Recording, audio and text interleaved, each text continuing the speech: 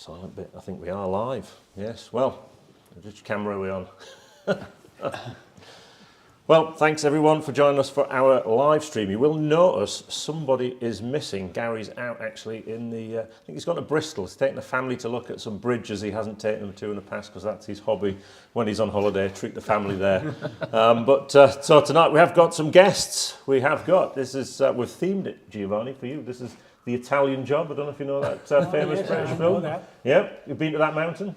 No. No, okay, so this is Giovanni Baccini, who's MD of Lewden Palazzoli. Nice to meet you. We've got Adam Crevlin, who's our local tame electrician for tonight, who's coming to join us, and John Rogers from Lewden, who's sales. Something to do with sales, John? Yeah, sales manager. Yeah.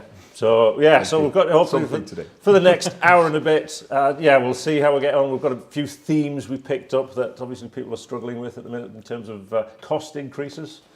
So we'll explore that. We've got a fantastic electricians challenge. We've got our points of view where we get to answer some of those things that come back in on the videos. But this live stream would not be possible without our sponsors. So I'll just bring in them. So we have got Lasico, we've got Wago, we've got Doncaster Cables, Marshall Toughlex. I think I've forgotten somebody. Who's the other one? With the L, I think. L? Italian twang. That Italian twang. Lewden Palazzoli. Is that right? Is that a good Italian? Yeah. Yeah, well, there we go. Yeah. Well done. So hopefully with you for the next hour. We have got some new things we're going to try on the stream tonight because Gary's aware I can try things, which is always interesting. And there's a few things because we've got a new lighting system in. Now watch this. I'm about to show you first before we start the world's biggest wireless switch. So I'm going to switch our new lights off and then someone's going to bring them back on. Hold on, I'll let you hold it. Just hold on. I'm going to switch them off here. And let's just, not the John cam, he's got some lights behind him there. Giovanni, pull the switch behind us. Oh!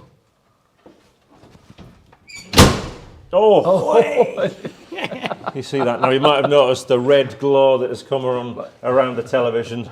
If we look under John, he's gained a red glow there because we've been messing around with some lights this week just to, Philips Hue system. And I've created what I think is the world's biggest wireless switch. How did that feel, Giovanni?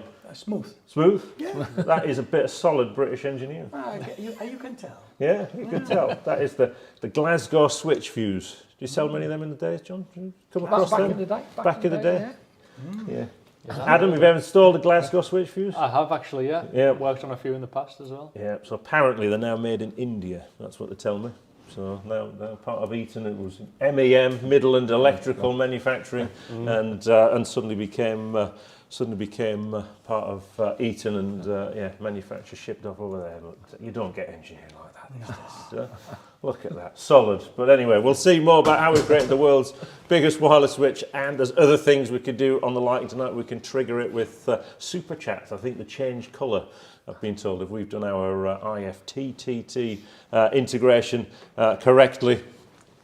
But, so I mean, we've had some fun this week. I'll just show you what Rick got up to when we had that. So we managed to set the lights with a nice toasty fire there, and we had them flickering away with what was on screen. And you've been complaining about the cold all day, Giovanni, haven't you? Not all day, No, just for the last couple of hours. Yeah, a couple of years, John. Is that right? Absolutely. Yeah, so we've got our guest, we've got our new lighting, we've got lots of things. I think obviously John and Giovanni have been taking on the challenge wall, which is always fun. You're not going to see their times tonight, but you can guarantee that Giovanni will be the fastest Italian on the leaderboard. I'm the only one. Well, there you go. So stay tuned for that in probably about 2 months' time. I was working out there. But I've got obviously Italian themes. We've got our Italian theme tonight, Giovanni. Question I've got to ask you. Okay. Yep. Fruit on pizzas.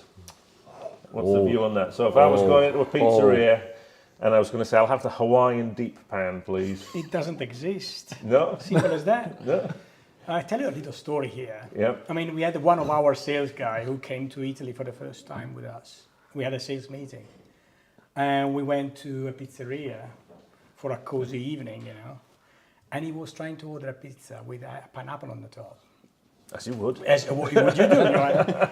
And I don't know, there was a funny sketch which happened between him and the waiter, because generally the waiter couldn't understand what he meant. And he was keep asking for the pineapple on the pizza. And then I had to explain to him that I'm afraid it's not the right place to ask for it. No. No. So, you know, we had to take him back in the church and basically re-bless him and re-baptize him down there. I was expecting you to say then a pineapple would just like turn That, up on would be, its that would be the next stage. He learned the lesson. He keeps saying that he will never order again, but if he comes again in Italy, I think that will be the next stage. Yeah. A real pineapple in the middle of the pizza. Yeah, that's it. But, Adam, you a pineapple on pizza person? No, I'm not to be No? fair. No. John? No, not for me. Must just be me. Growing up in Newcastle, first pizza I had, the Hawaiian deep pan. That was the one. But depends what you classify as fruit as well. Yeah. For instance, pizza with Nutella, Oh, which is you can arguably say is a fruit. I don't know. Right. It's coming from nuts anyway. Yep. Okay, so that's something you can have So as that's a passable, sweet. is it? That's passable, yes. Right, oh. As a sweet. I'll try that one. Next time I'm Should. there. But not without tomato and mozzarella, only with the Oh, hold on. something happening. Have we had a super chat or something, John? We have? Richard Brooke. Oh, there you see there. There's been a subtle change of the lighting there. I'll just, yep. Spooky. That's spooky, isn't it? Oh, we've had two. So you'll see now the lights changed to this purple hue when we've had a super chat in, and we'll try and pick that up as we go. Sockets. Let's have a look here. I'm going to try something else here. Look at that. I can actually bring in the comment on screen. Sockets in your pockets, which I've got some here actually. I'll have to. If anyone hasn't seen a spot, have you seen on your tool? Sorry, man. Have you seen a? You've seen these? Yep. Great for preventing plaster going into socket boxes. Yeah. Or if you're in a restaurant, you can slip them under the table to steady the steady the leg. Ideal. Yeah. And so that's good. That worked to treat that. Well done. So our hue lights now change when people send in a super chat. So don't bombard us. I'll have to change them back now. Go back to the other colour. If I go over here. I should have brought this. I'll bring the switch to me. There you go. So, marvellous what you can do there. I enjoy that. Thank you, Richard Brew, for that. Thank you, Gary, for sending us that one. So I think you sent us £1 for that. So that's great to change the lights on that. Well worth it. Get that receipt. So we're going to go into what we normally would say Gary's swap shop at this stage. Yeah. But today, because obviously Gary's not here, we're going to bring in something we like to call Giovanni's swap shop. So this is, you can win a prize. We'll give 2 prizes away tonight. If you can put the keyword in the comments. And the keyword, what's the keyword tonight, Giovanni? Is Brescia. Brescia, which is the hometown of Lewden Palazzoli. Yes, it is. In northern Italy. Northern Italy. And we've been to that factory, absolutely fantastic. We had a great time out there. So fire in Brescia. And if you get extra points, I guess, if you can spell it. Yeah. So it's if you can spell it correctly, we'll see them come in now. I can see the comments on here for the first time, and I can pin them all to the thing. So we'll wait for them to come in. But a light job in the high. I'm not going to get distracted by the comments. So it's Brescia for Giovanni's swap shop. How to spell? Well, that's your guess. Billy Torrey's asking already how to spell it. You get extra points if you spell it correctly. And we're looking forward to seeing what those spellings come in like. But if you can, we've got a goodie bag that Rich has put together. I think we've got, what's in the goodie bag, Rich? We've got an Eddy Current hat.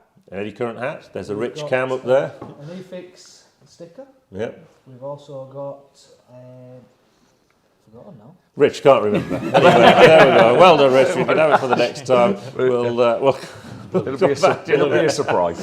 But we've got Rich and Joe Cam up there in the gallery, and Joe's going to be doing I think some people have been Googling this actually because there's some correct spellings coming in already. Is that correct, Giovanni? It is correct. It is. There we go. Correct.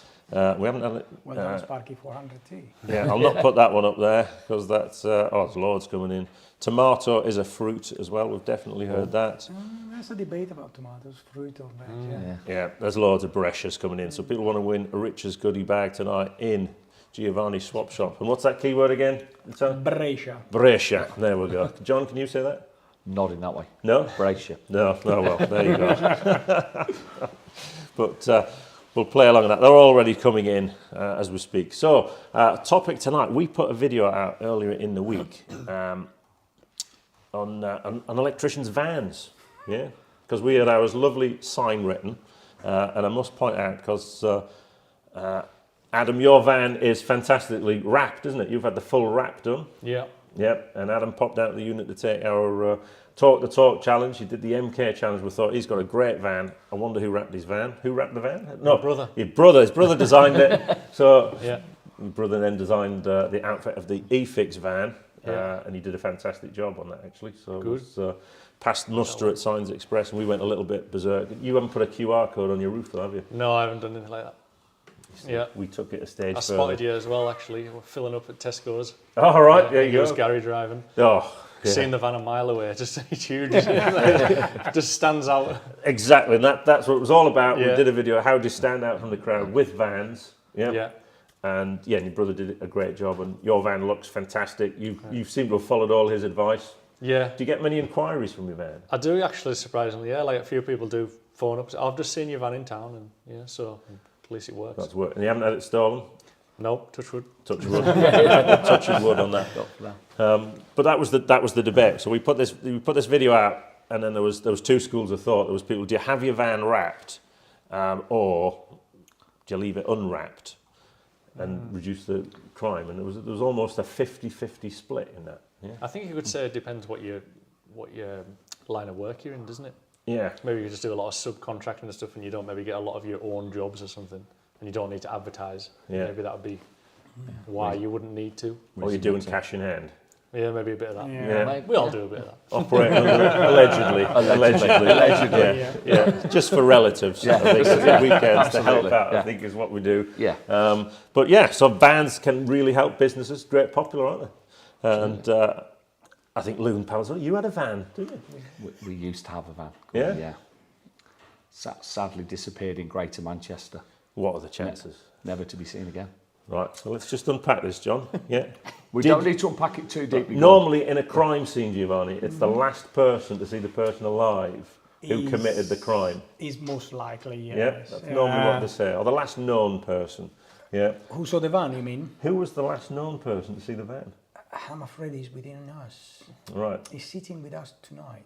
It wasn't you, Adam, Adam, I did you can't see this believe van? that- Where Very you much. was, Never seen that Adam, van in in my life. November 30th of 20? Actually, I was driving it away. It's in my garage. So where were you when this van was being stolen, John? I was about 100 yards away from it in the same car park. Right. And was it heading towards you or behind No, you? it was going away from me, so I Right. couldn't see the driver. Right. Who unfortunately wasn't the driver I thought it should be. Okay. So the van was stolen, The van was stolen, yeah. yeah, and you were there. I was there. Yeah. And how long after the fact the van had been stolen did you find out it had in fact been stolen? Probably about half an hour, 45 minutes. Right. Yeah, that was my... Assuming the driver had just popped to the supermarket or something. Right. But he never returned. Oh, but the driver was there. The driver was there. The driver was asleep in the hotel. Yeah. Thinking, why is someone waking him up? Right. To see if, yeah. And has the van ever been seen again? Sadly not.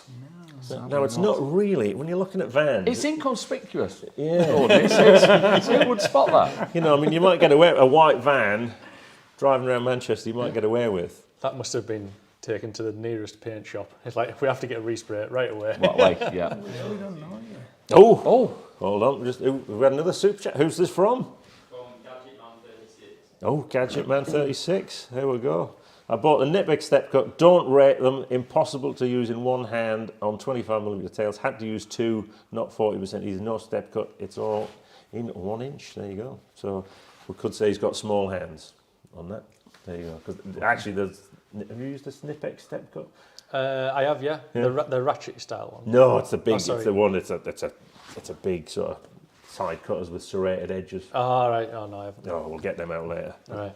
Yeah, they could be a bit tricky, but I think that works. You like the way that interact with the community.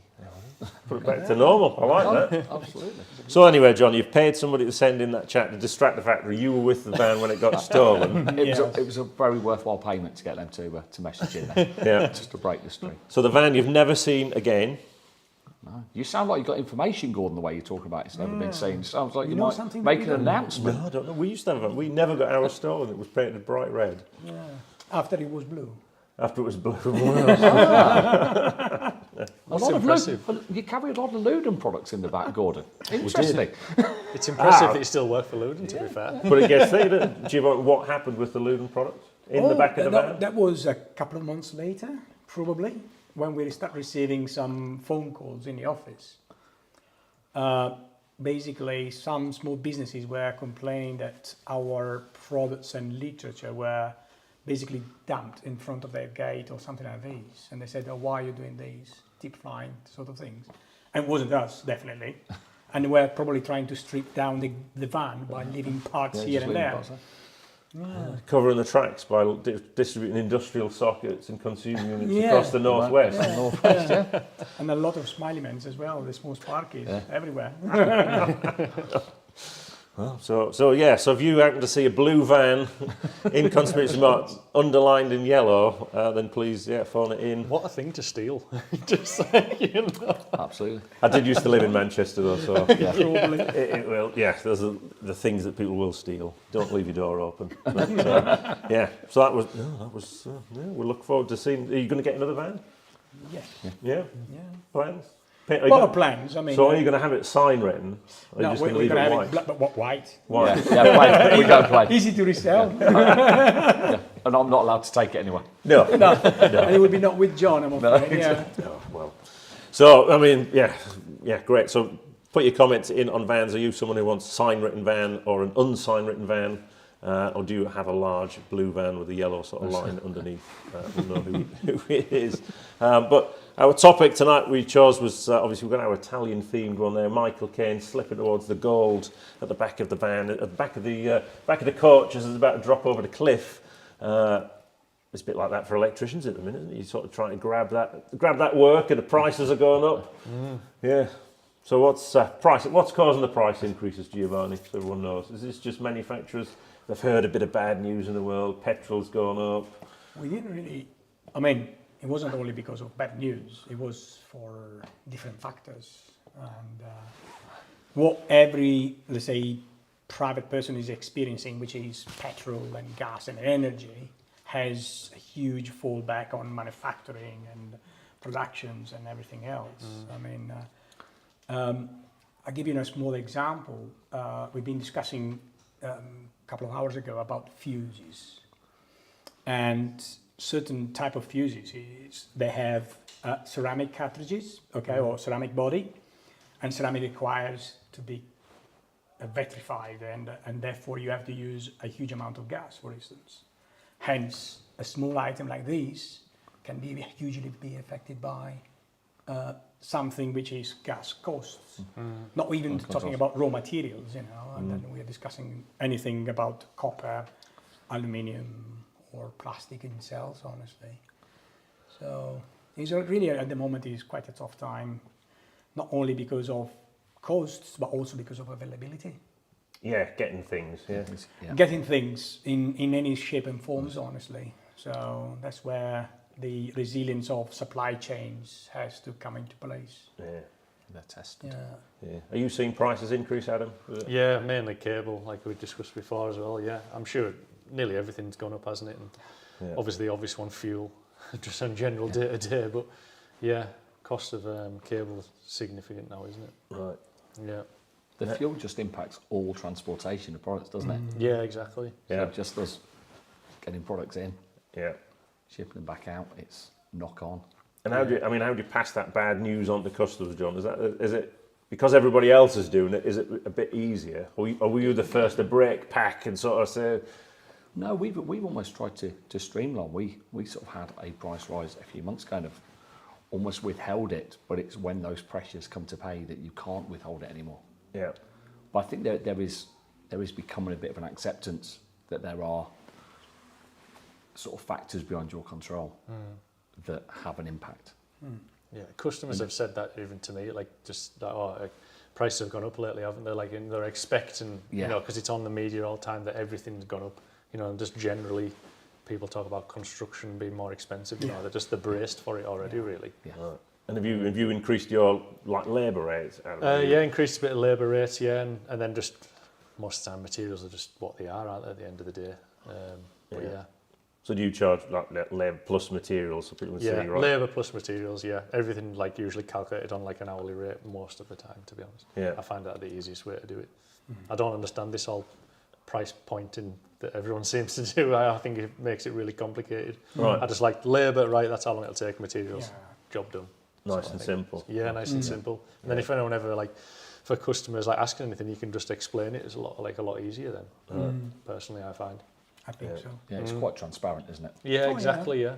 Yeah. And have you had any jobs where you've priced them way ahead in advance and then suddenly Yeah. now a the few. customer's coming in, oh, it looks like a bargain. I'll Yeah. take 2, please. A couple, yeah, and then I've had a few where, and I've said to the customer, I'm sorry, I just can't keep that quote, you know, and things have increased. And most of the time, everyone's like, oh, that's fine, because they understand.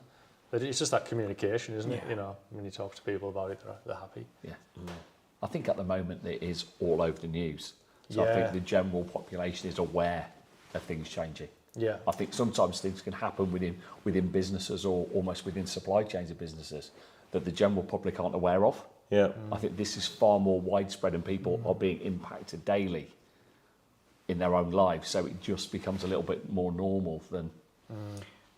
And I think people are being hit by shortages things all the time Oh yeah. Yeah. that they've never almost been used to before. It's never been going to a supermarket and there being shortages. Yeah. So they're willing to pay more because there's a shortage. Is that Maybe.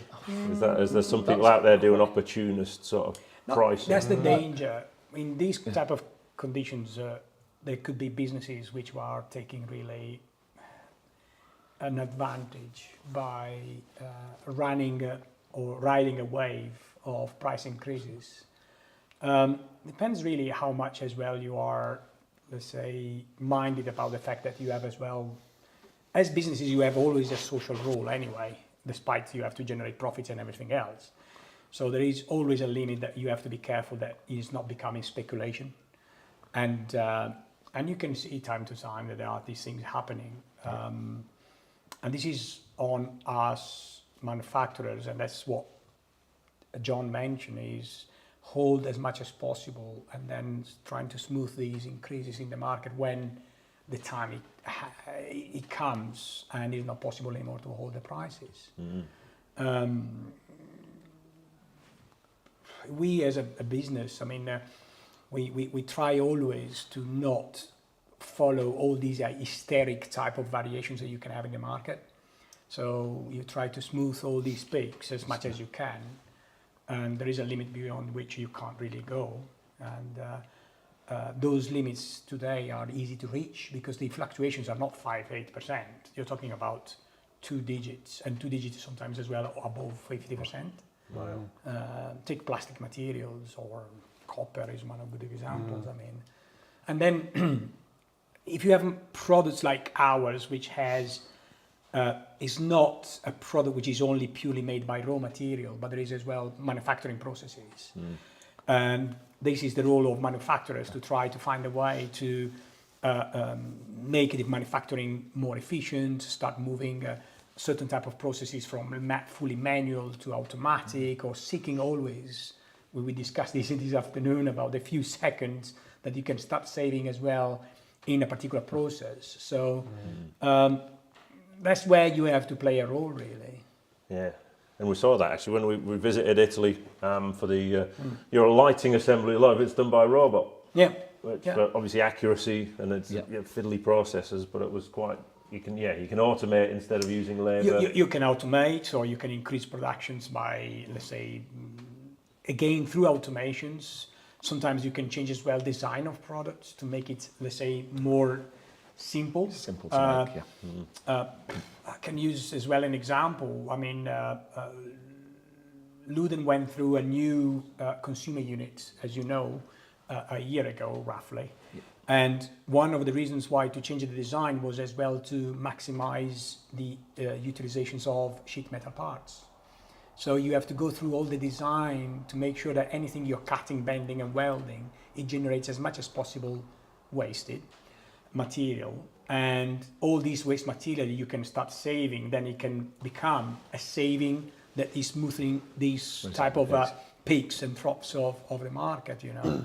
So you have to keep working really a lot in keeping up with your products. So sometimes something which can be perceived a simple design change has got as well some rationale behind, which is about, as I said, trying to maximize the efficiency of your processes in any different respect. It's almost ongoing mitigation wherever you can. So you're trying to do as much as you can as a manufacturer to avoid mitigate. increasing prices, but at the minute we've seen everything going up. At the moment, yes, because everything, as I said, is not 5-8%, which is still a lot in terms of variations. But you have things like plastic, again, aluminium, copper, brass, all the things we use by different means. I think that's things, isn't it? Lots of multiple raw materials used in one product.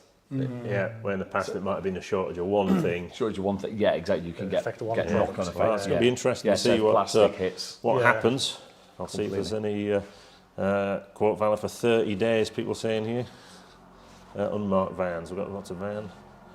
It sounds serious. Oh, people getting worried. Well, I think it's just unfortunately, it's the world we live in at the minute, isn't it? It's we're all doom and gloom tonight, actually. That's that's unfortunately. Lift the mood, Gordon. Yeah. No, well, I'll lift the mood. No, people have tried to smuggle it in. You know, the first email I opened on Monday was, you know, we don't buy lots from wholesale. You know, we get lots of things sent in and great new products and things like that, but we buy some consumable parts. And I opened the email Monday morning as, we're really looking forward to the bank holiday weekend, the Queen's Jubilee, and da-da-da-da-da. By the way. By the way, before we get there, this line's gone up 6%, 7%, this one's 9%, this one's 8%, and we hope you have a great weekend. Thank you very much.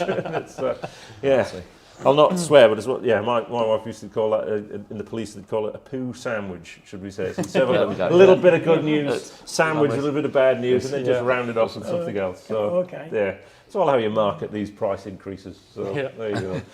So, well, that's a comment on that bombshell. I think we need to, we've obviously put lots of videos out recently, and once a quarter we like to should we say, review your comments on those videos. So we're going to go over to Joe Robinson with Pointless View, just to see what we've got to say. And now on eFIXX TV, it's time for Pointless View.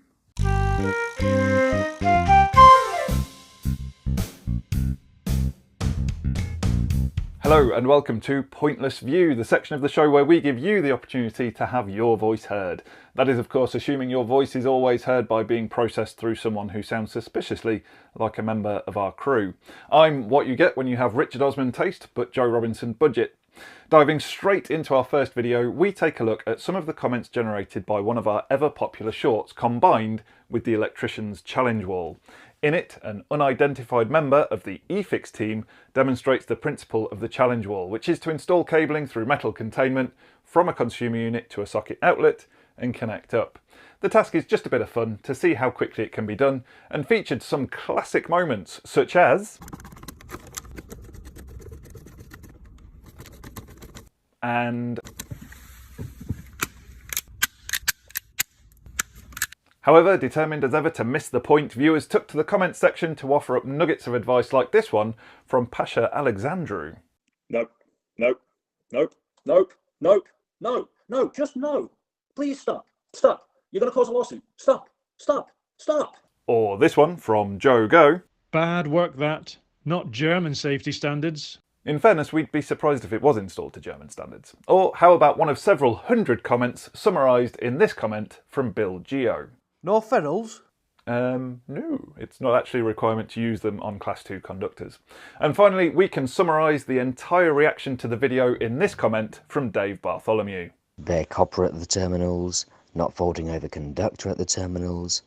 Sorry, but poor workmanship. It's not about speed. It's about doing it right. Just to clarify, speed is entirely the point of this fun and popular race, which we usually reserve for our live stream, and at no point have we ever suggested that this is best practice for real-world installations. Honestly, Clarkson never had people telling him that's not how you should drive on the roads when they were doing Star in a reasonably priced car. Mind you, that was probably the least of people's worries on that show, I guess. Moving on to our next featured video, we release a series of videos showcasing the conlock system from MetPro.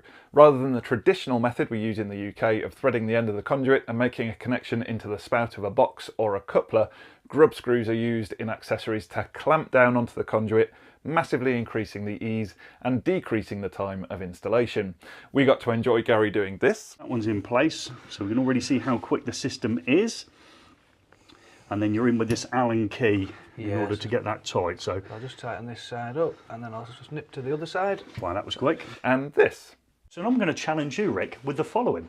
The end box there, okay, the terminal box on the end of the conduit, I want it replacing for a through box because I think we're going to continue the conduit system on into the next room. Yeah, that's not a problem. Have we got the Allen key, or are you planning to do something? However, not everyone embraced this technique with open arms. Comments ranged from the concise, such as this pithy message from the amazing Typo, No.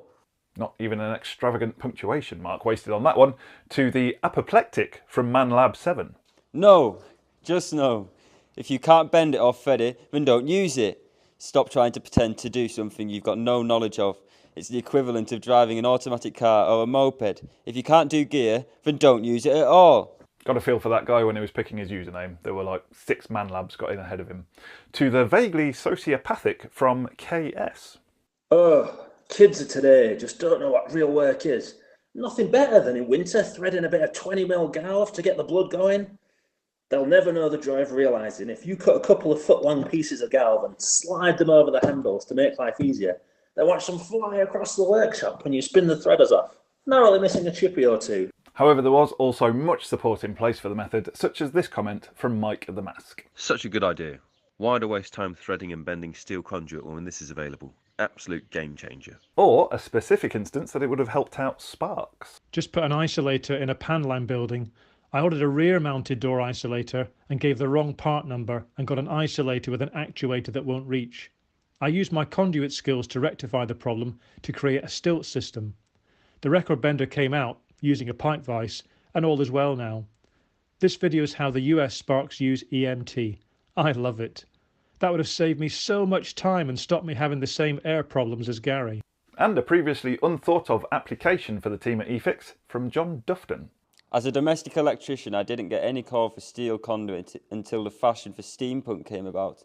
Conlock offers any easy-to-use product ideal for the odd time I get asked for conduit. So it seems you can't please all the people all of the time, and just to make sure we'd thoroughly alienated every individual on the planet, here's one of our European cousins, regular commenter Jasper Jansen, who finds the whole concept of metal conduit bizarre. As someone from the Netherlands, where 99% of electrical circuits is PVC pipes with individual insulated wires inside, both this cable malarkey and especially the conductive conduit look very strange. It seems for us at eFIXX there's no pleasing any of the people, any of the time. We did also briefly delve into the held for review comments that YouTube holds back if they seem to contain particularly offensive messages, but we very quickly came back out again because people are just mean. Also, if we cleaned up the comments, they're not technically sentences anymore. And finally, after all that pain, we turn to what's as close to an unalloyed success as we get on our social media in the form of our Amendment 2 update, which was an extended episode of the ever popular, at least in my mum's house, News at Penn. In it, we briefly summarised the major changes to the wiring regulations in a snappy 9-minute showcase. In it, we learned that Section 514 used to require stickers explaining all the dangers associated with the installation on or near the consumer unit, but now all that information will be placed in a handover pack to be given to the homeowner. The only sticker that remains relates to warnings about multiple supplies, such as from solar PV.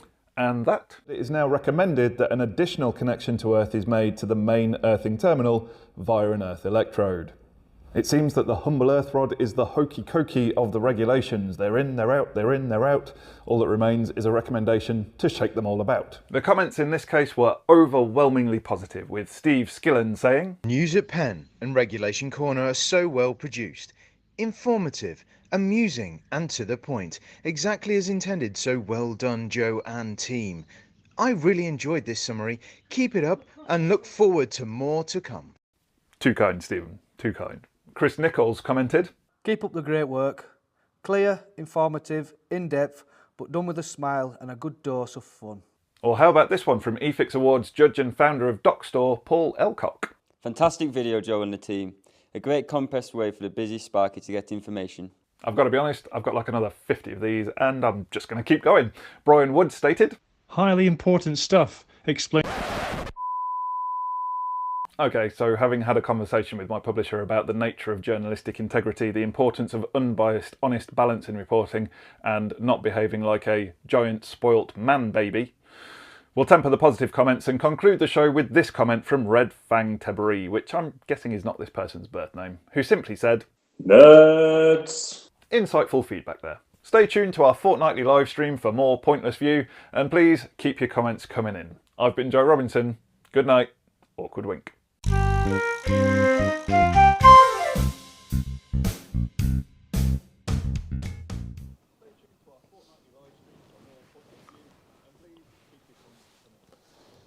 Hello everyone, hope you're having a wonderful evening. I'm just up here with Rick enjoying a nice bottle of eFIXX water. And yeah, we've got a couple of super thanks to catch up with. So first one is from Gary. We're missing you here this week, Gary, so I hope you're having a good time. And I hope it all went well today down at Open Bionics.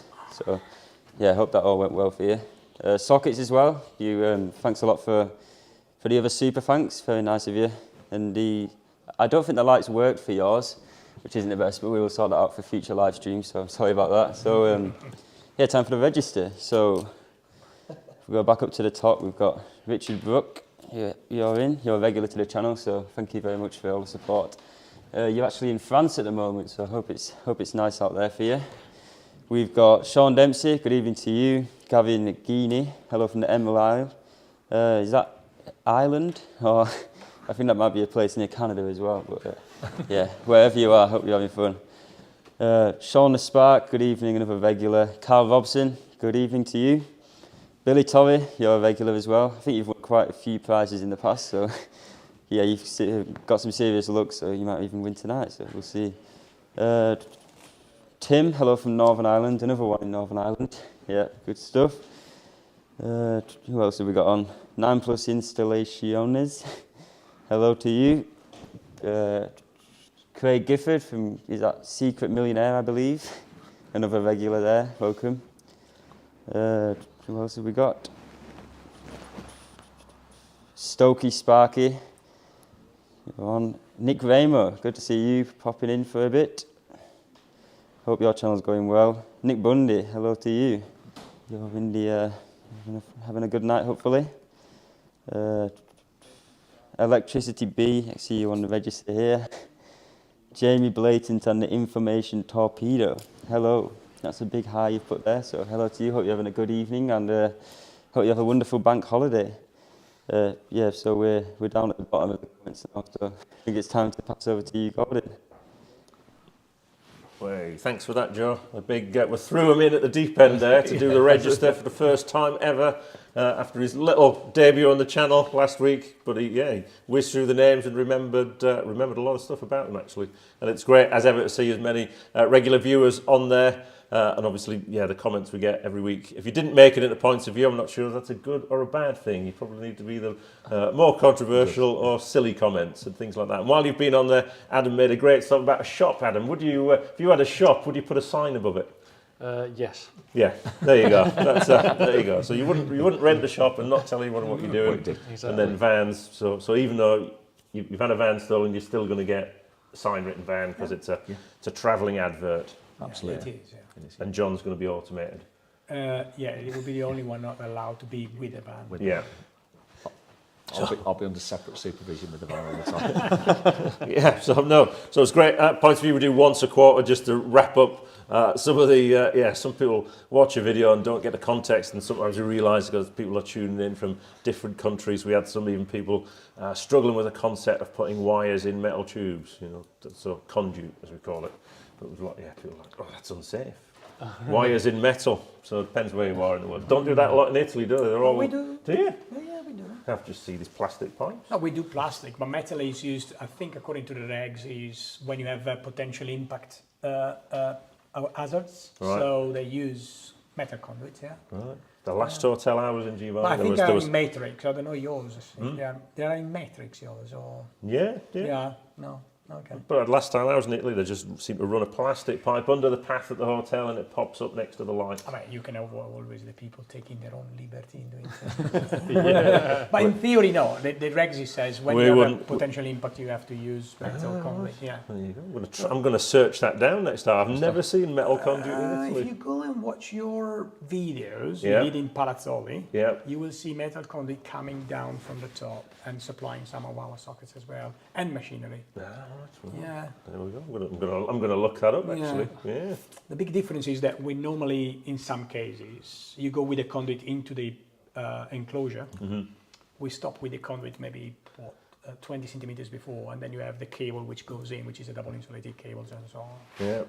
But you can't go with single stranded cables inside. It has to be a double insulated anyway. Right. Well, I'm going to be looking out for that now. The Germans do that as well. They always just chop the conduit short of things. Yeah. These European wares, they'll never catch on over here. Oh, and a big hello to my daughter Amelia, who's tuned in. She was down at the studio earlier on, was now back at home. If you can just send that super thanks in, Amelia, that'll be much appreciated. It'll pay for John's Big Mac on the way back down south. Thank you. It's very kind. There you go. I'll send the receipt in. So this time we said we'd have a look at a new tool. Now, John, you must be a Shooting Stars fan in the past. I'm a man of that vintage. What used to come from above? The dove from above. Yeah, so now we've got the tool from above. So what would you say if there was a tool coming from above? Tool. Yeah, come on, John. Ham it up, Tool. come on. I can't ham it up anymore. Huh? Come on. Giovanni, you push the down button behind you. Don't push the big switch. Come on, John. Tool. It's dangerous, Gordon. It's dangerous. Oh. Yeah. It's like Christmas, isn't it? It is like Christmas. Winch it up, Giovanni. Don't hold on too tight, John. So that's I think that's over to you, Gordon. No, you can have what you. No, it's another tool that I won't understand. I proved earlier. Fair enough. Adam can have a look at that. Go for qualified that's people. For you, absolutely. So normally, crimp tool. And I'll bring in the hand cam actually, so we're gonna have a closer look. Yeah. At this You hold here. the manual one for you. You hold that one, Giovanni. So this is our normal. It's mine actually, my legacy tool, the Pressmaster. There you go. Good solid tool there. This one, the Klauke, I think it's Klauke. I'm going to get the names wrong. We always get the names wrong until we start using something. Right, press the trigger. Huh? Do you like that? It's all right, isn't it? Right, well, go on. Like you said before, you feel like you want to really squeeze it though. You don't have to. I know. There we go. There's a pin crimp. No pressure. Oh, Now, Rick stripped this, so I think he stripped a bit too much copper back on there, but that's not that you'd get that in the comments, Rick, would you? Which way around are we going, or is it actually directional? No, I think they're not handed. I don't think they're handed on this one. I think the dies are pretty... Symmetrical. Yeah. Well, I feel like I really need to get my fingers out of the way. Yeah, exactly. You can hold it and then press, yeah.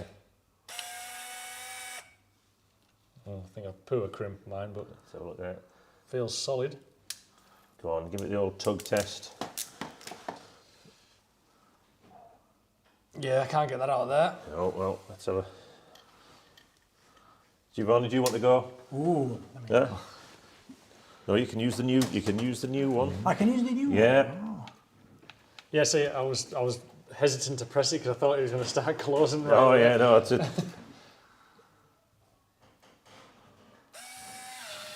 No, you can tell.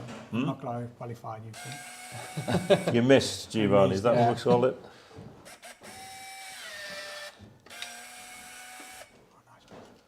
Let's see. Have you got anything? No, let's hold on, Giovanni. Closer look there. And the side. Never mind hiding it under the fingers there. Much better than mine.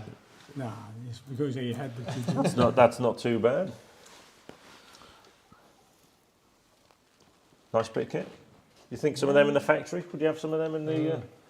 Gary, we met Gary when we were down at down there. Do you think Gary would appreciate one of them? I'm pretty sure he might, Yeah. honestly, yeah. I mean, would be good to put in his hands and see what he says, honestly. Yeah. Especially when he's wiring the big panels, honestly.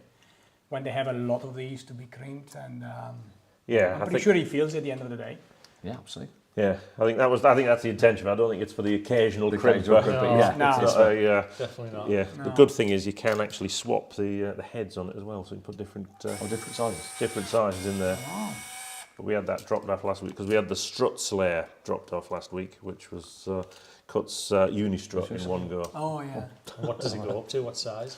Yeah. Oh, hold on, my telly's going to go off. Just pass me the remote, Giovanni, down there.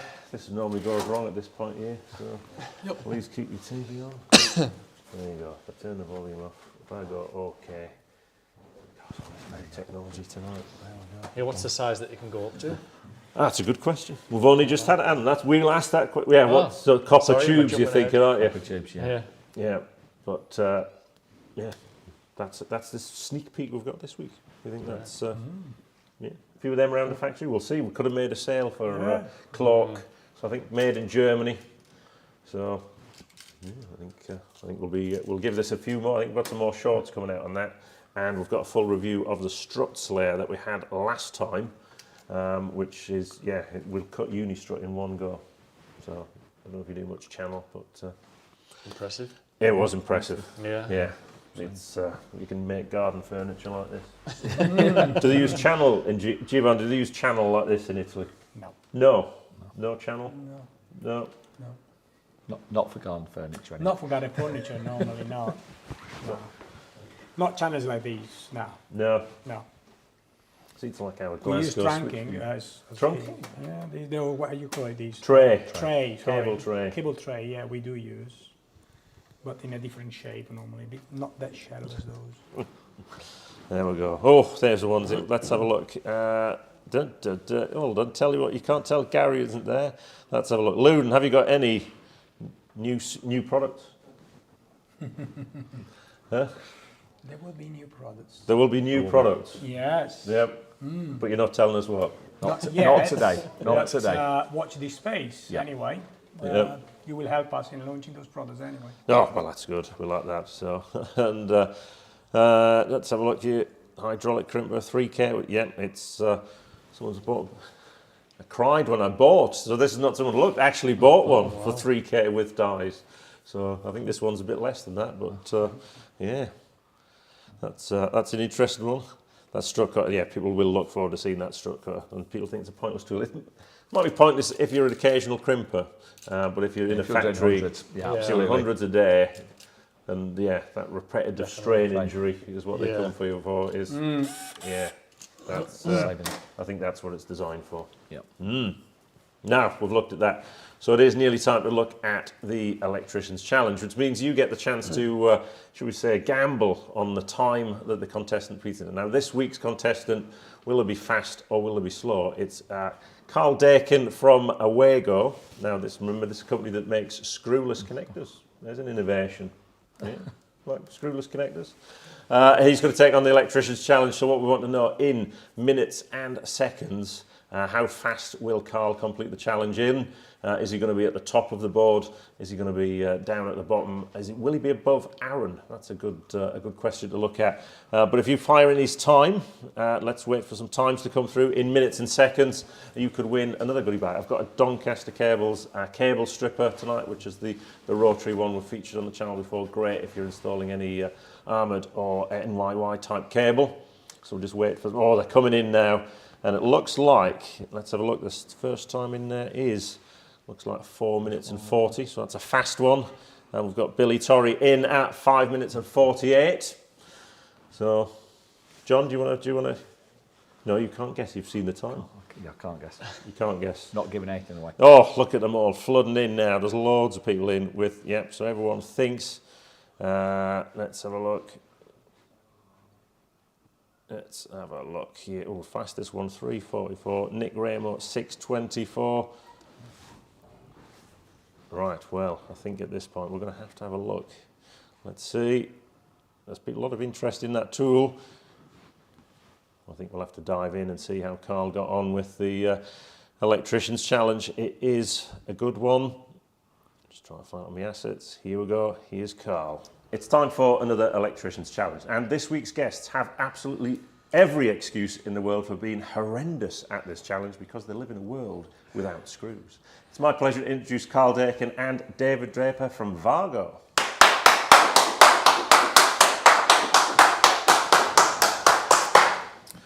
So you made it up eventually, travelled up north. We did. Further north than Rugby. God's country, beautiful. Yeah, it absolutely is, you're right. The right answer. And Carl, you just thought you were coming along to help David carry a few items in and things like that. I did indeed. And we hoodwinked you into it. Absolutely, yeah. And let's say, are you a man of the tools? We'll find out in a bit. But Wago, you've got a great competition going at the minute, haven't you? Absolutely. From March the 1st, we launched our Win with Wago campaign, which is a campaign to win a fully expensed electric van worth over £45,000, and that's the star prize given away in November. And leading up to that star prize in November, we'll be giving away monthly prizes as well. Right, wow. I mean, that's there we go, a prize in already. How do you enter that competition? You can enter the competition by purchasing any of our boxed 221 series, which includes the brand new 221 inline or the 2773 series. On the box packaging, you'll see a Win with Wago label. Simply peel it back, scan the QR code, enter your details, and then you're entered into the competition. Wow, and you say fully expensed. That includes electric as well, doesn't it does, absolutely. Yeah, which in this current climate means that price gets more valuable every single week as those energy prices go up. So yeah, Carl's marketing budget gets absorbed in the back of your van, which is great. So you must say, Carl, you tripped off those part numbers there nearly as well as I do in these videos. Yeah. So have you been with Wago a while? Just a little over a year. Right, so. a little over a year, wow. And that's already proficient in part numbers, so that qualifies you to go first in the Electricians Challenge.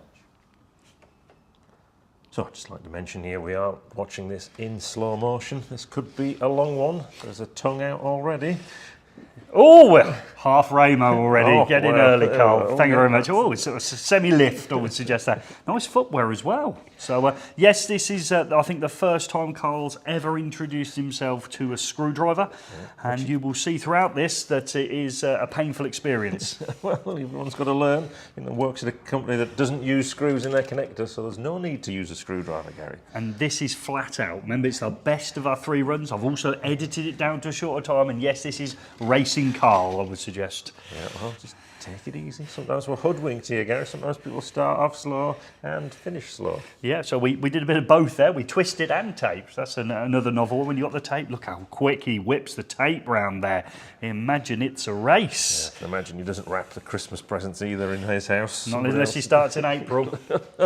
Oh, here we go. Oh, well, wow. Come on, Carl. Come on. Bend the end over. Oh, we're still twisting. More twisting. Will he use his teeth? Will he do teeth on it? Nope. Okay, so here we go. So straighten it out. Oh, yeah, that's it. Remember to straighten it out. Straighten it out. Take your time, Carl. We're not going anywhere. We had some disasters on this. Now, I'm not suggesting this is the first attempt either, but you'll see it go straight up, no doubt. Let's hope for the power of editing. There we go. Okay, so round we go. I would suggest if you do need to get yourself a drink, use the toilet, maybe nip next door or round your mother's. You've got plenty of time before Carl will be finished. Yeah, that's there's concentration there. That's just slowly gliding through there. I'd imagine he'll unwrap every inch of that tape rather than just cutting it off, will he? So, oh no, he's cut it off. That's good. Yeah. Oh, we're in a bit of a moment there. We nearly had a JB, didn't we? When he saw his JBs. He's got an extra protective layer so he doesn't expose himself.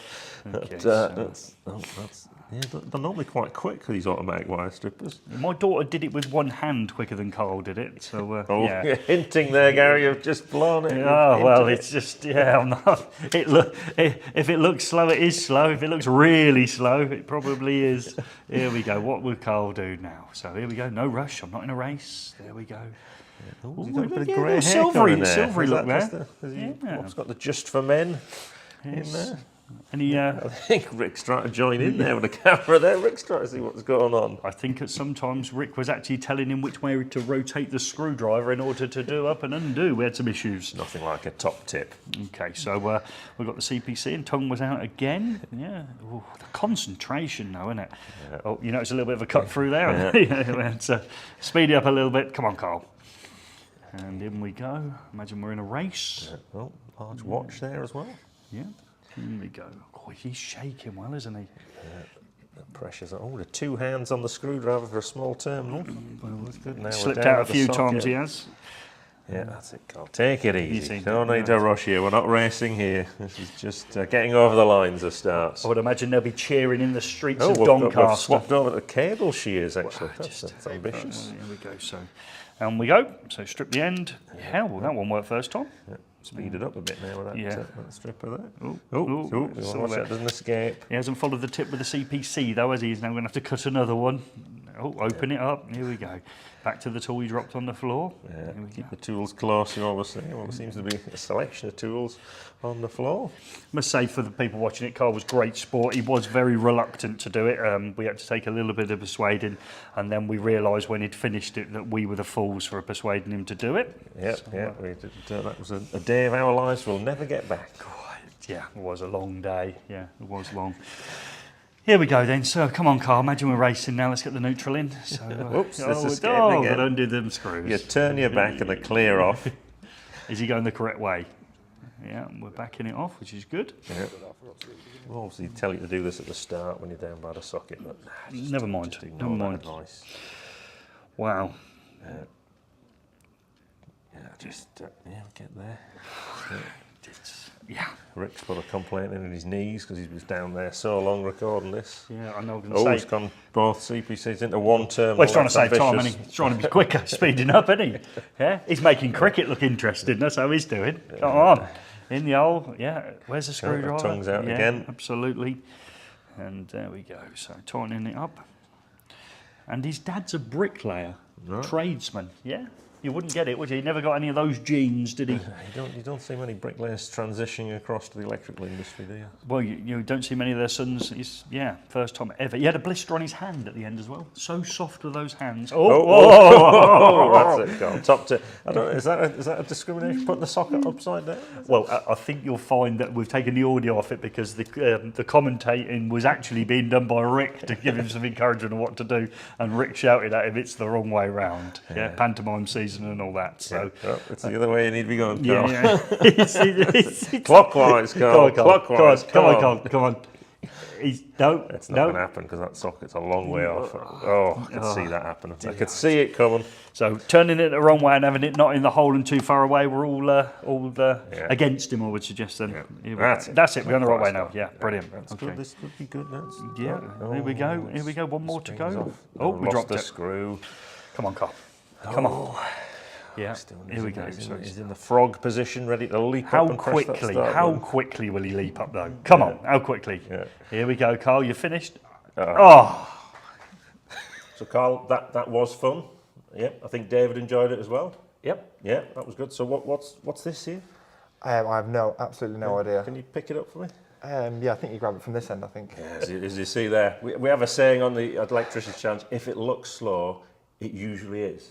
And Carl, it'd be great sport for taking part because we didn't tell you we were going to do this. You're not a man of tools, is it? No, absolutely not. Yeah, no. Dad's a builder? Yep. Didn't help him out the weekends? No, he just kind of went ahead with it on his own. Yeah, there you go. Well, I don't know whether that's a good thing or a bad thing, but anyway, does he help you out now?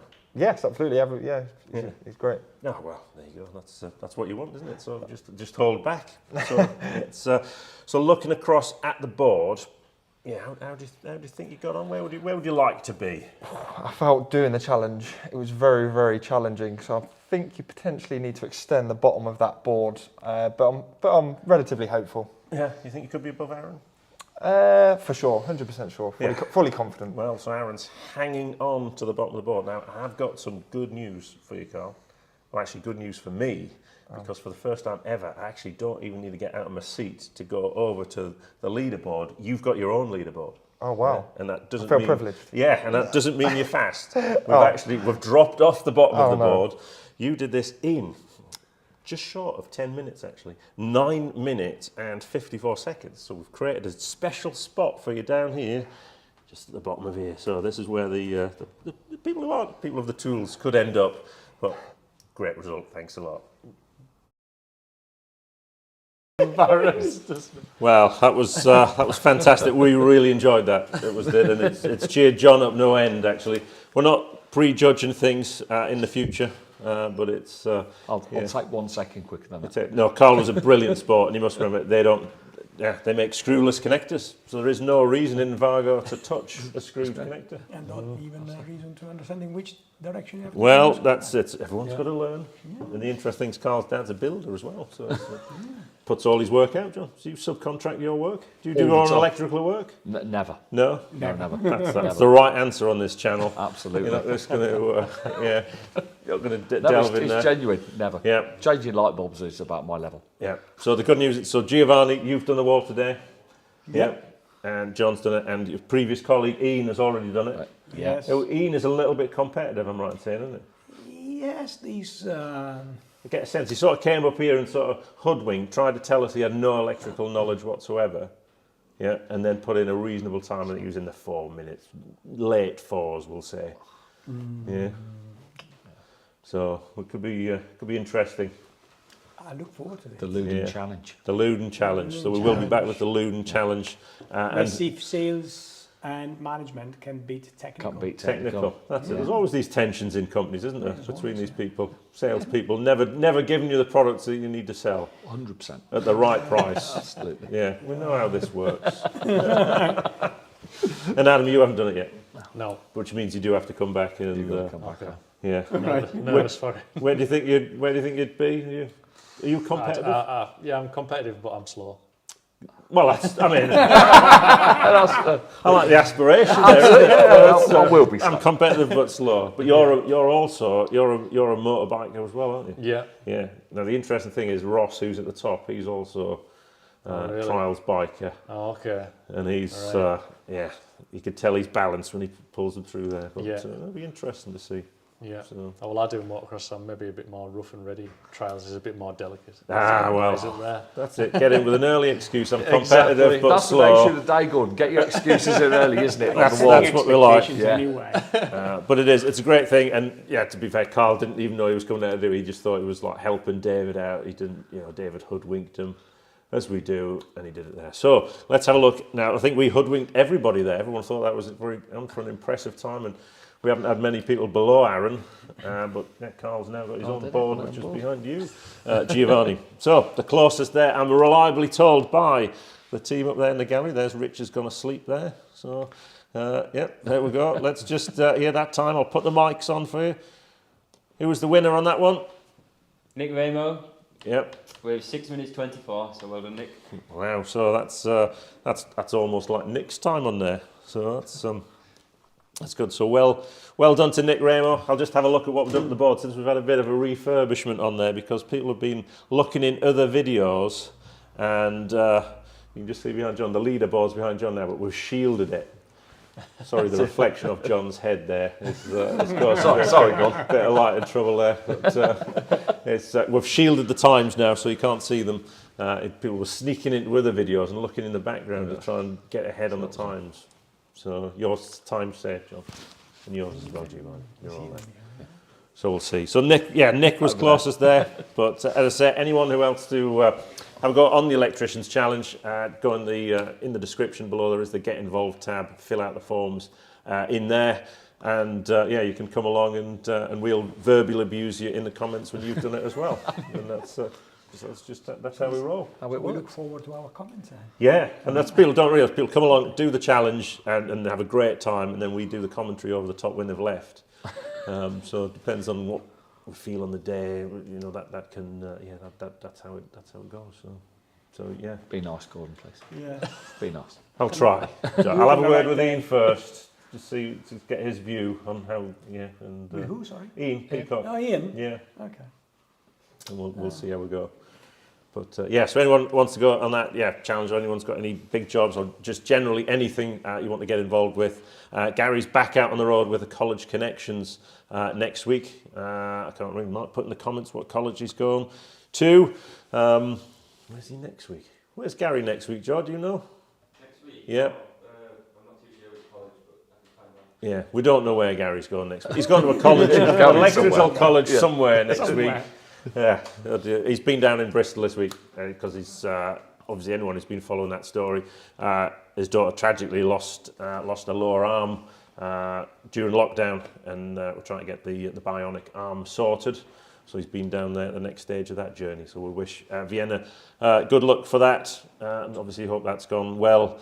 And hopefully you did get to see some bridges in the area as well, Gary, because we know you like to treat the family to a bridge. He took his family to Middlesbrough on holiday once to look at the bridge. Big off Widow's End, Pet fan. Do you remember that? When they dismantled the bridge? He went to it. Yeah. So if there's any bridges around, and any good bridges in Italy we should go and see, Giovanni? We had one, but it collapsed. We could go and see that. Go see the ruin. Let's go and see the ruined bridge. Yeah. That was, that's because they use plastic conduit. That was could be the reason. It was something to do with metal, wasn't it? Metal and concrete, I think that one. It was something about that. Yeah. So, corrosions, yeah. Yeah. So we'll give that one a miss. Too late on that bridge, Gary missed it. God. But Nottingham, there you go. He's in the comments there. He's got to Nottingham College, which I think we visited before. So it's great. And if you're a college that wants to visit next year, we are signing up colleges for 2023. I think that program's already half booked actually as well. So which is a great thing. And obviously Lewden, a big supporter of that program as well. Because we like to see good electricians coming through. Where did you go to college, Adam? Was that you? Over at Workington, West Cumbria. Working on the sea. Workington, yeah. Rebrand that Workington on the sea. Workington by sea. Yeah. Is there a steelworks in Workington? There was. There was. Yeah, you're showing your age now. Before my time. Don't go there. Gary's, I'm not going to get this abuse from Gary. There was, there was a Workington Steelworks. So. There was, yeah. Yeah, I think a few of my mentors worked there. Right. Wow. No, it's. So you did you college, and then where did you go after college? College, and then I went straight. So I had a year at Sellafield. Right. Doing the sort of general basic training there, they called it. And then just straight to Eastman Chemicals there for the remainder 3 years. Right. And then I worked there for 4 years after that. Yeah. So total about 8 years with them. Yeah. So it must have been good Sellafield, because you said obviously there must be a good level of training. You'd hope there's a good level of training. Yeah, there was a good level of training there. Yeah, we done quite. To be honest, first few months was just doing a lot of like the fabrication work, like using the files and cutting tray and things like that, just to get your hand skills up really. And then after that. Started just all the basics, wiring small panels and boards and things like that. Right. Yeah. And then did you go into industrial after that because of that background? Eastman Chemical actually employed me right from the very start, but then just like it was just in the area, most apprentices went to Sellafield for that first year of training. Oh, right. They've got like a training, their own trainings group there, yeah. A lot of apprentices were there, sort of on their own bat, and then Sellafield would sort of come in and sort of like take a few of them on sort of thing for permanent positions after that first 12 months. Oh, wow. Yeah, but then I just went over to the factory in Workington. Yeah. Yeah. So it was good, it was a good training facility. Right. I just had plenty there. And then what, so now you're doing, back in residential world? That's it, yeah. Yeah. So from industrial right over to residential, so I moved over to the Skipton area just over 4 years now ago. And phone started ringing and it was domestic sort of jobs, so just naturally fell into that really. Yeah. You haven't strayed into the farm and community yet, have you? No, I haven't actually, no. Staying away from farms. You got to lower your standards to get in there. That's it, yeah. Just get the job fear done. for my life and limbs, I think, even when I some farms. Yeah, I think it's the exact opposite of Sellafield, really, I think, on a farm. So, that's it, yeah. There's a lot of red tape at Sellafield, I think. Yeah, there's a lot of brown tape on farms, I've seen. Yeah. Normally twisting the conductors together. But, that's good. So, yeah. And then Adam, you've done some great LED jobs recently. Yeah, I have, which is on your Instagram. Yep, on Instagram, yeah. Yeah, if you're not following Adam, you should be. So it's Adlin Smart Electrical. There you go. He's got a good brand on there as well. Yeah. There you go. More branding. Another design from my brother. Your brand? You're not branded tonight. No, I'm not branded. No. He's the smartest in the room, though. Yeah. Well, he is, isn't he? I mean, this is Italian. You see, there's the Italian style comes to the eFIXX set. Yeah. The Italian job. The Italian job. Yeah. No, that's what we want. Some of the prizes we've got to give. So on the swap shop. So the key word for the swap shop for Giovanni's swap shop tonight. What was that key word, Giovanni? Brescia. Oh, there you go. Is that correct? Without moving his mouth. Yeah. Brescia. It was Brescia, so you've probably, if you haven't put it in now, you're probably too late. So let's just bring that back. I'm getting used to these controls here. So we've got 2 winners there. So the first winner is Stokey Sparky, who we haven't heard from for a while, but that's a good result there. You'll be getting a goodie bag there that Rich has hidden behind me. And Jonathan Rose, but you haven't won. So yet, you've got to send us something in. So what can they send us in, Giovanni? That's some small electrical thing. Last time I asked for a magazine, and I got those. What can we ask people to send in? I don't know. What could be? Do you want something from one of your competitors or something like that? MCB or something? Do you know what? One of the old MCBs, you know, the old chunky, clunky type of MCB. Ooh, a Crabtree C50. Oh, not that I'm saying I remember these things. Yeah, how you remember these things? On your edge. They'll be worth a fortune, Gordon, if you get a few of those in. Yeah, they are actually. Yeah, we'll not get them because. Yeah, okay. Send us an MCB. We'll take anyone. Really. Yeah. It doesn't have to be one you can sell on eBay for a lot of money. But yeah, you get better points for a type 2 or 3. Didn't they used before they rebranded them, wasn't it? So we'll do that. But yeah, if you've got a Crabtree one, oh yeah, send them in. We destroyed one of them the other month actually. So, oh really? But someone sent us one in. So. Oh really? Yeah. So you decided to destroy it? Well, just had a look inside. He's on eBay. Yeah. No, we had a look inside. One of we took to get your AFDD, but no, we haven't taken your AFDD bits. We took one of your RCBOs to bits to see what was in. So what's inside? Yeah. How's our AFDDs going? Are they flying off the shelves? They're going through the shelves. Yes. Yeah. It's the beginning of let's say the implementation of the technology. Yeah, it's a big talking point. Yeah. Right. It's the major talking point. Yeah. That will lead to. Right. I think at the moment. So it's what? It's just wholesalers stocking up to pent up demand, or they're getting pulled through. Would a wholesaler buy that was stock? Stock's a dirty word these days, but that's a. There are a couple of elements. I mean, I think there are some stocks which is building in the market, and some of them are relying on us anyway. Yeah, we're trying to push certain type of products like FDDs, something like next day deliveries and these sort of things. Yeah.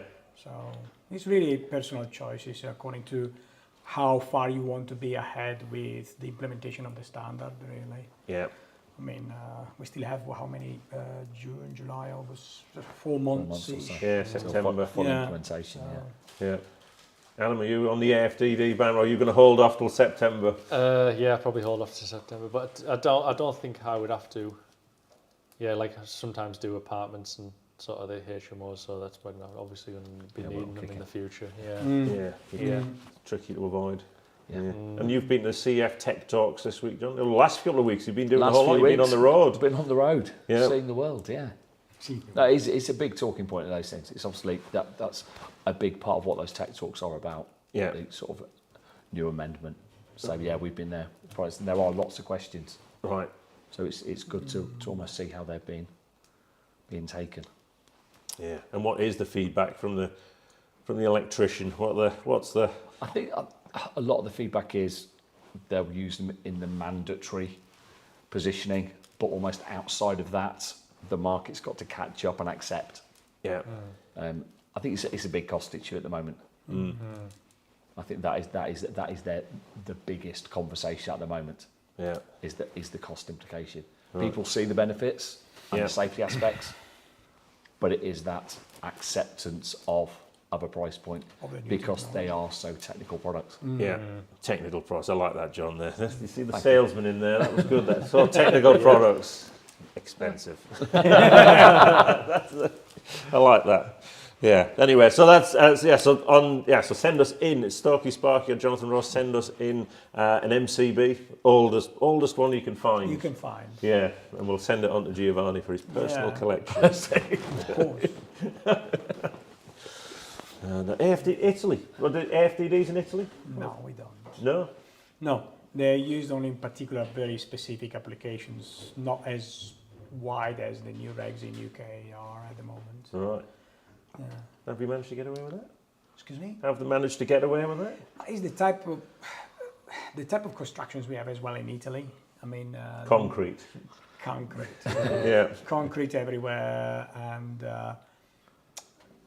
also the type of faults you can have they are slightly different, you know. So I think is the main reason, honestly. I mean, if you take, and that's the reason why probably it moves more from US to UK and some northern part of Europe, more than southern part of Europe, honestly. Right. So, do you think it is down to timber frame houses? Do you think that's a driver? Do you think it's the driver is also how you lay the cables as well, you know. Right. I mean, that's. I think one of the major concerns, because of the way we build buildings, is really earth faults is one of the big things for us. It's easier for obvious reasons, but earth faults, it could be one of the issues. And sometimes it could become an issue of short circuit withstanding capacity as well, the circuit. For the type of circuit we do, you know, we don't do main rings as you do here. There are different type of distributions. You need to catch up, Giovanni. Probably they should. I don't know the complexities you can have in life. You know, just stick to those easy radial circuits, and then we're just no. You need to bring in steel conduit going right into the fixture. We need some ring mains out there, or ring final circuits, as Gary would call them. So he'd be correcting you. I will support you as a candidate for the new regs in Italy. Yeah, well, I'll fight them. Yeah, we'll go and see. That would be great. See if we get an offer we can't refuse. I'm pretty sure we can do that. I know people who can do that for you. Yeah, but I'm frank. The power supply in Italy to a house, we have these massive. We have 100 amps, don't we? 100 amps. In Italy, they're not quite as generous with the power supply. Power supply is not that generous because Italy is still basically coming from the 1970s energy issue, you know, the oil prices and everything else. And since then, all the energy delivered to houses is being capped. So we have basically our meters that have an MCB, which is, it has a shunt relay. And the authority, as soon as you hit a certain amperage, they will cut you off. Right. And unless you pay for another band, which it takes you to another 63 amp, for instance, all these sort of things. But normally it's very low, it's 3.3 kilowatts. So you can't really connect a lot. On a single phase? On a single phase. That's the standard, basically. And it comes from the 1970s. Right. During the oil crisis, it was tried to mitigate down all these use of, because in that time oil was the big thing to produce energy anyway. No? Yeah. Wow. Boil your kettle, turn everything else off. Yeah, that's the thing. That's the thing. That's the reason why my wife, she's having fun here in the UK, because she can connect whatever she likes. You know? While in Italy it was hairdryer and oven gone. No more than that. But people are used to that, aren't they? They're used to resetting things. You get used to these things, more or less, I would say yes. Unless you then move to another band, which could be 6.6 kilowatts and then 14 kilowatts and so on. But it's really regimented by the energy authority. So you can't get more. You don't have a simple fuse protecting your house. It's switched. And they can switch as well remotely in case you're not paying your bills and these sort of things. Right. But that's another story. But mostly it's coming from that time, honestly. It's an historical part of the way the things are done, honestly. Yeah. But it's going to be interesting here, because that's we already hear talk of now people that don't put 100 amps in, you now might get an 80 amp supply or a 60 amp supply. We have this obsession that we want to be able to run the shower, the cooker and charge an EV all at the same time, regardless of the time of day. No, I don't think you can get to 100 amp in single phase. Now I need to think about that. But I think you can get top max at 80 amp. Right. I think if you want to jump above 80, you have to go three phase, if I'm right. Maybe I'm wrong on this, but anyway, there is quite a cap on single phase, after which has to be three phase, no if no but. So if you have a big house, normally it's quite normal to have a three phase income anyway. Yeah.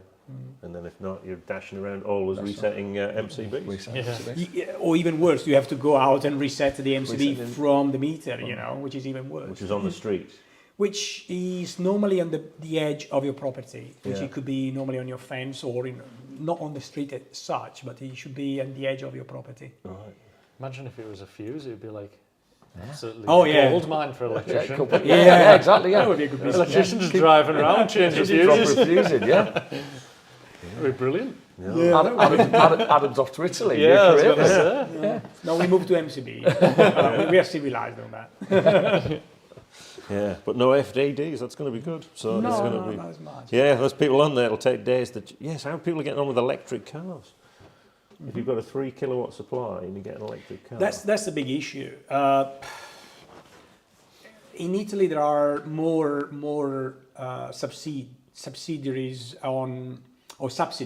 subsidies on moving to PV panels, for instance. Oh, yeah. So it's becoming more and more normal.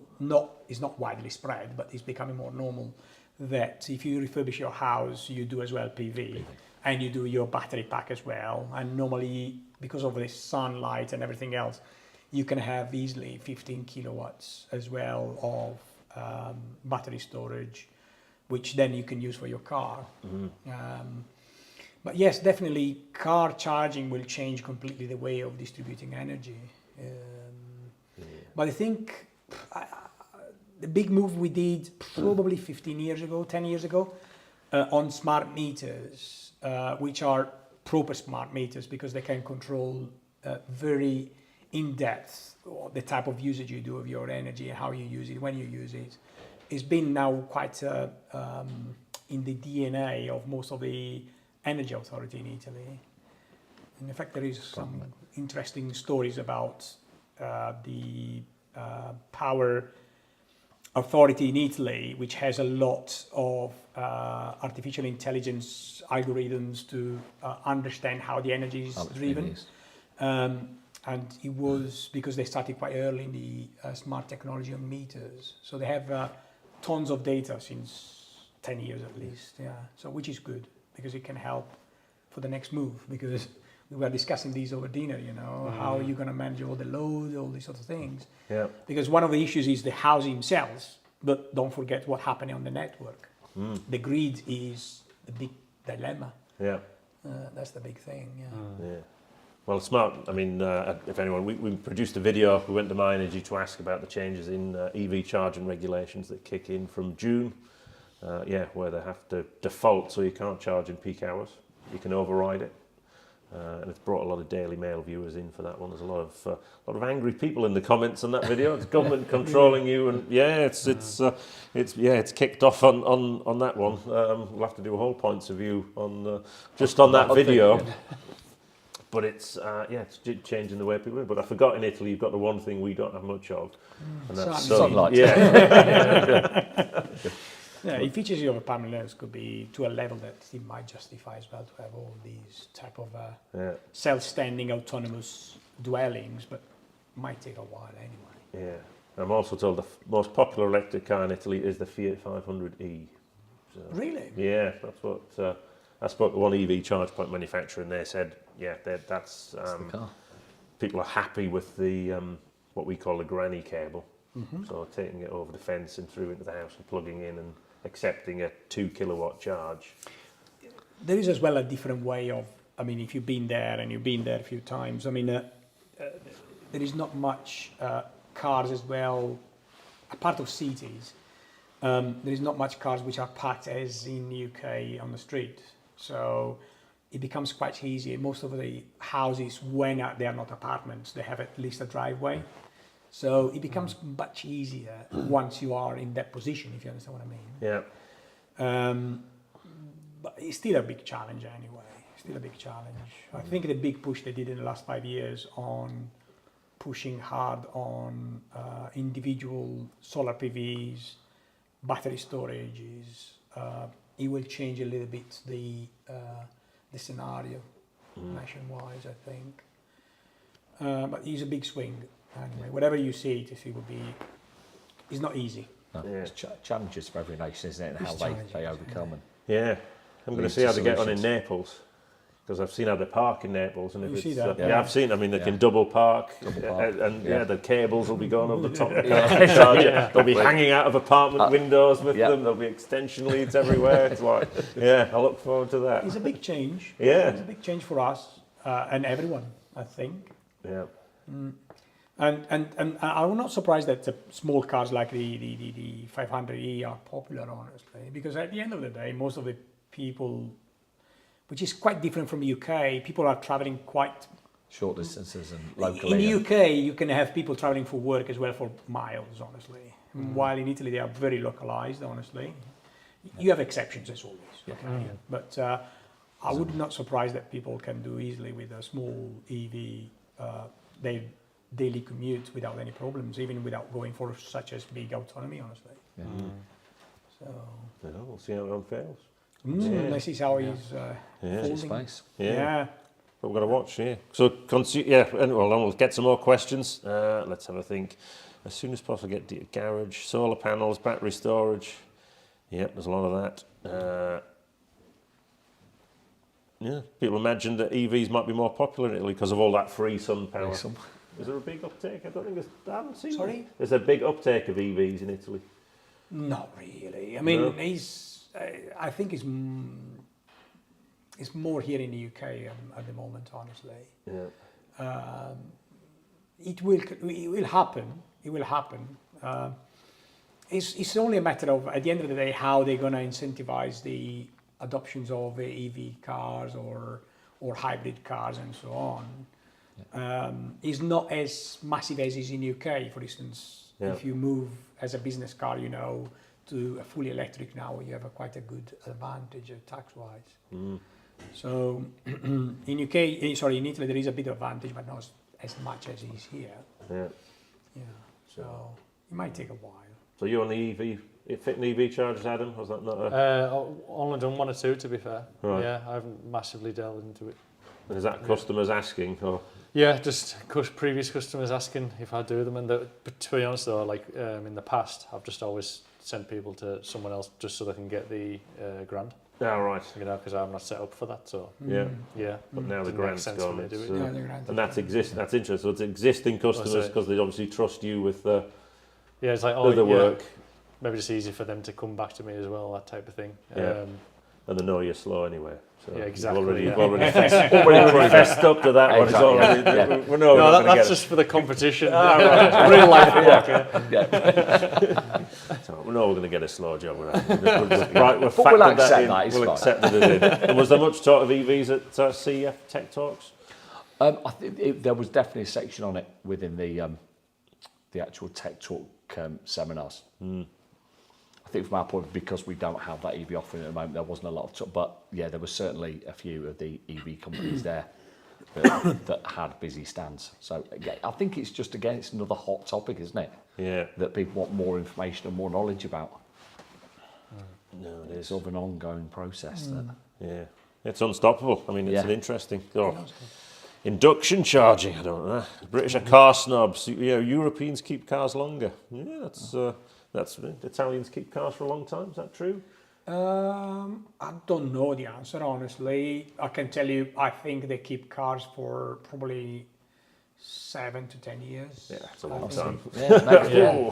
We change them every 2 or 3 years. Yeah, I think that's probably a good give or take average, honestly. Probably top marks, maybe 10 probably is too much nowadays. It's probably between 5 to 7 maybe. Right. Yeah. It's still probably longer, So a few years longer than a lot of people in the UK would. So I think that's people saying so they haven't come through yet. So that's good. I'll see really good comments. Fire them in if you've got any difficult questions for the panel. Not too difficult. Really difficult questions for John. Fire them in. Let's have a look. I'm just scrolling back through here because I've got to do the comments and push buttons. Gary's asking about Type E circuit breakers and 0.5mm twin and earth. Were they talking points at CEF? Not to me, they weren't. To be honest. Right. So whether it came up as a talk, I don't know, but no, not something that was mentioned to us. It's our April Fools, John. It's all right. Gary's winding you up there. So. Exactly. Someone's got there you go. Stokey Spark has got some Crabtree C50s. So there we go. Look at that. Coming through. We'll send that on to you. Oh, well done. You can't have that. I can't have these. You can't have that. I can have that. No, you can't have that. Take the other one, Giovanni. That's far better to take. Yeah. We will test in real life. Yeah. Yeah. Wow, we've been whittering on for an hour and a half. Would you believe it? Blimey. That flew by, wouldn't it? Did fly by. So I guess our guests have got to travel south. Haven't they? Yeah. But before we go, I'll just I'll thank our sponsors again: the Seco, Wago, Marshall Toughlex, Doncaster Cables, and who else? I think. Come on, Gordon. You're not that senile yet, Gordon. Lewden Palazzoli Group, fantastic people at Lewden Palazzoli Group. Giovanni and John have been great fun today. We obviously really look forward to seeing the challenge wall coming up. That is a lot of fun. We're looking forward to it. It was fun for you, Gordon. It's always fun for us. It was a fun watch. It's always fun for us. We'll say, we'll just quickly put the camera on Rick and Joe up there, and the camera, they're not paying attention. We'll give away from there. Cheerio. There we go. Very good. So you'll see Rick in some more shorts coming up soon, so you can pile in on the comments about his exposed copper in those when you see them. And obviously we thank Adam for popping down. Thank you for having me. Yeah, he's been along a few times now. We're coaxing in with more stuff, and it's the challenge wall next time. Yeah. And you've already got in with an early slowness. Yeah. Getting them excuses in early. Yeah, no, I mean, absolutely. Thank you, everyone. I hope everyone has a fantastic bank holiday weekend, celebrating the Jubilee. Are we celebrating the Jubilee?